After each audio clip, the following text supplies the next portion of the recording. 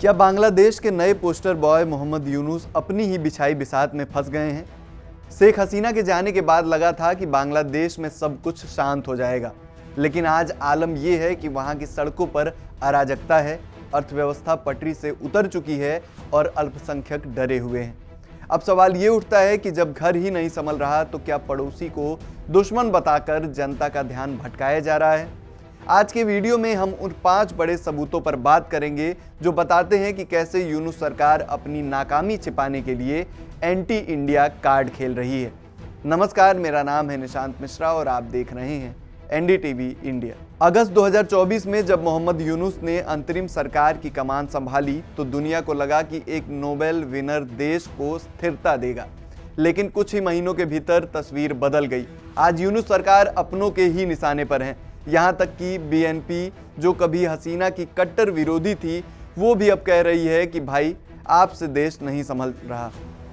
तो चलिए बिना किसी देर के हम समझते हैं वो 5 उदाहरण जो यूनुस सरकार के एंटी इंडिया नैरेटिव की पोल खोलते हैं। सबसे पहली बात, घर की कलह। बीएनपी के महासचिव मिर्जा फखरुल इस्लाम ने साफ साफ कह दिया है कि देश में कानून व्यवस्था चरमरा गई है। उन्होंने उम्मीद जताई थी कि यूनुस साहब कुछ काबिलियत दिखाएंगे, लेकिन नतीजा असफल रहा। अब जनता जवाब मांग रही है तो सरकार के पास दिखाने के लिए कुछ नहीं है, और जब घर में कुछ दिखाने को न हो तो अक्सर बाहरी दुश्मन खड़ा कर दिया जाता है। यहाँ वो दुश्मन भारत को बनाने की कोशिश हो रही है। दूसरा उदाहरण, डिप्लोमेटिक वॉर।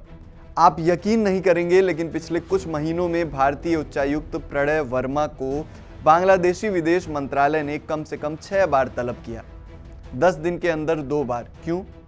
क्योंकि भारत में हो रहे विरोध प्रदर्शन पर उन्हें आपत्ति है। ये सीधे तौर पर उकसाने वाली कार्रवाई है। सालों पुराने ऐतिहासिक रिश्तों को दरकिनार कर पाकिस्तान के इशारे पर विदेश नीति चलाई जा रही है।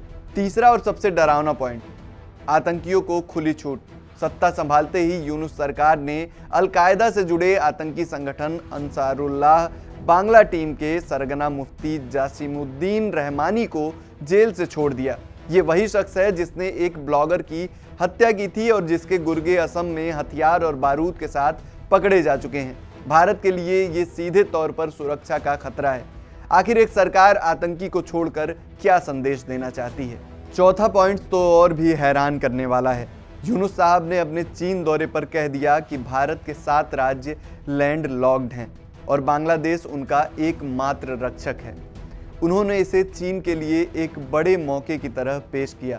मतलब साफ है, भारत की संप्रभुता पर चोट करना और चीन को न्योता देना। पीएम मोदी ने बिम्स्टेक शिखर सम्मेलन में उन्हें टोकते हुए साफ कहा था कि ऐसी बयानबाजी से बचिए, ये माहौल बिगाड़ती है। 5वां और आखिरी पॉइंट, पाकिस्तान प्रेम और ब्लेम गेम। आज ढाका में भारतीय प्रतिष्ठानों पर हमले हो रहे हैं, वीजा सेंटर बंद करने पड़ रहे हैं, लेकिन सरकार चुप है। उल्टा जब ढाका में किसी नेता पर हमला होता है तो प्रशासन बिना किसी सबूत के भारत से मदद मांगता है या भारत पर शक जताता है। उधर पाकिस्तान के साथ व्यापार और सैन्य अधिकारियों की मीटिंग्स तेज हो गई है। पूर्व राजनयिकों का मानना है कि बांग्लादेश में भारत विरोधी लहर के पीछे पाकिस्तान का हाथ साफ नजर आ रहा है। कहानी एकदम साफ है। जब अर्थव्यवस्था गिर रही हो, कानून व्यवस्था हाथ से निकल रही हो और जनता चुनाव की मांग कर रही हो, तो राष्ट्रवाद और बाहरी दुश्मन का तड़का लगाना सबसे आसान काम होता है। मोहम्मद यूनुस शायद यही कर रहे हैं, लेकिन क्या भारत जैसे पुराने दोस्त को खोकर और पाकिस्तान, चीन जैसे देशों पर भरोसा करके बांग्लादेश का क्या भला होगा? आपको क्या लगता है? क्या यूनुस सरकार वाकई अपनी नाकामी छिपा रही है या इसके पीछे कोई बड़ी गहरी साजिश है? अपनी राय हमें कमेंट बॉक्स में ज़रूर दीजिए।